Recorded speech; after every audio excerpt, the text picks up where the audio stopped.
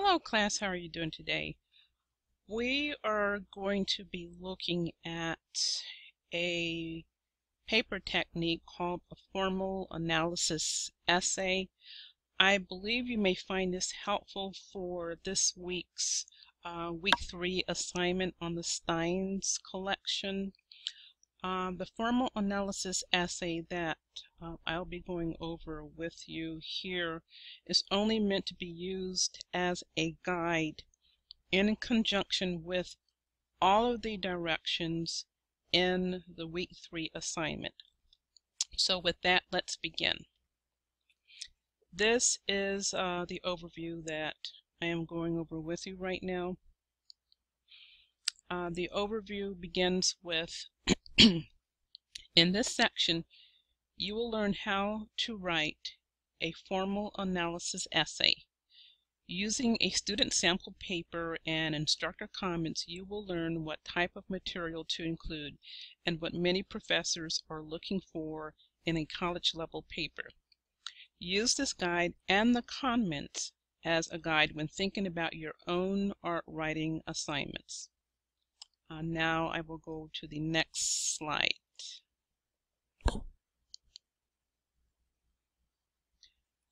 This is a picture of an artwork called The Great Wave of Kanazawa, and it was painted by a premier Japanese artist named Katsushika Hokusai, maybe back around 1600s or 1700s.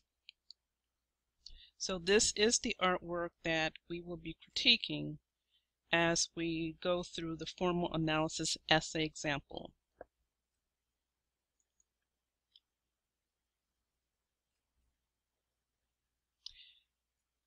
Number 1, please take notes first as you begin your analysis of an artwork.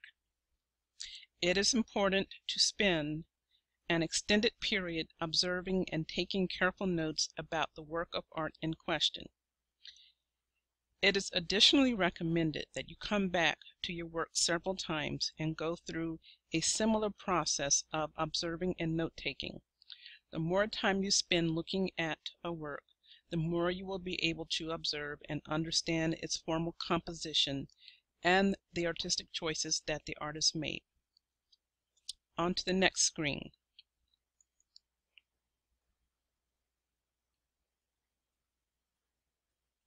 Number 2, introduce the work and issues. It is important to begin your formal analysis essay with an introductory paragraph that clearly indicates the work that is going to be analyzed. Next screen. Number 3, identify the theme.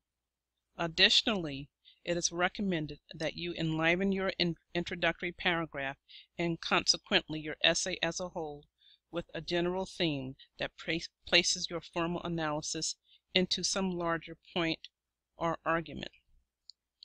In this essay, the author provides, by way of this larger theme, the observation that Hokusai's work presents an image of the sea and the interaction of humans with that great and expansive natural environment.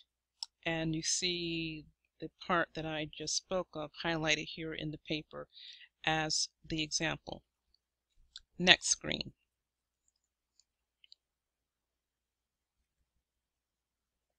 Number 4, describe the work. In this paragraph, the author sets the stage for a formal analysis simply by describing what the work presents in terms of visual elements and their organization. Note that this paragraph is almost entirely descriptive rather than analytical in nature. This descriptive basis provides the essential foundation on which the author will then analyze what the artist has produced. Next screen.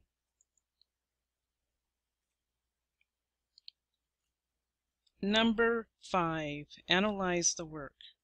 In this paragraph, the author begins the process of analyzing and making sense of the more matter-of-fact observations of the previous paragraph of what is literally present in the work of art. Next screen. Number 6. Explore technique and medium. In this paragraph, the author further explains the choices that the artist made in relation to, number 1, limitations and qualities of the medium itself, and 2, certain stylistic proclivities of Japanese art and design in general. Next screen. Number 7. Closing comments. Note that while this is a concluding paragraph, the conclusion is not merely a repetition of the major points of the essay. Instead, the conclusion takes what has been discussed and uses it to suggest that the artistic choices of Hokusai may well have deep cultural roots in Japanese society. Next screen.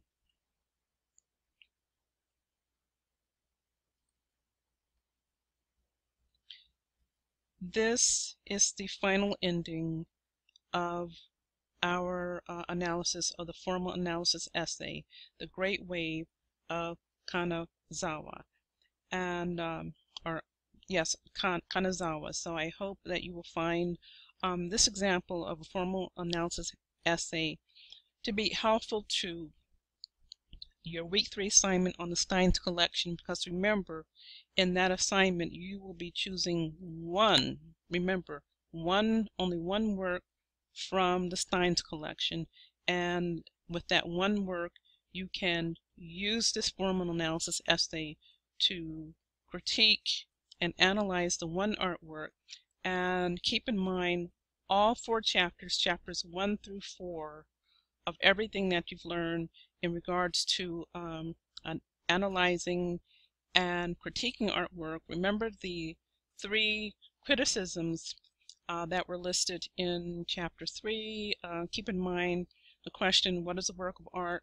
Also remember to look at chapter 1, the week 1 lecture and the supplementary lecture, and in that lecture there were 2 videos that are helpful in analyzing works of art. So thank you and have a good day. Bye-bye.